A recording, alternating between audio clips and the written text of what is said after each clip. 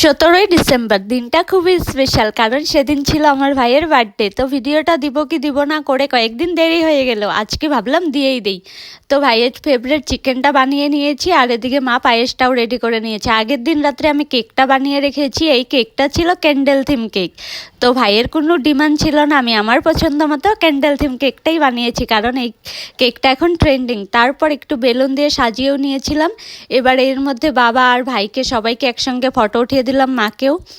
মা বাবা আশীর্বাদ করে ভাইকে একটা গিফট দিয়ে দিল। এবার আমি আশীর্বাদ করব। তো আমি আশীর্বাদ করার পরে ও আমাকে নমস্কার করছিল না, জোর করে আমি ওকে ভক্তি করালাম। এবার কেক কাটা হবে।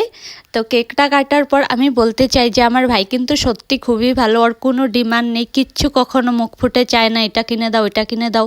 তো কেক কাটার পর সবাইকে ভাই কেক খাওয়িয়ে দিচ্ছিল। এবার আমরা দাদাকে ভিডিও কল করতে ভুলে গেছিলাম, তো লাস্টে দাদাকেও ভিডিও কল করে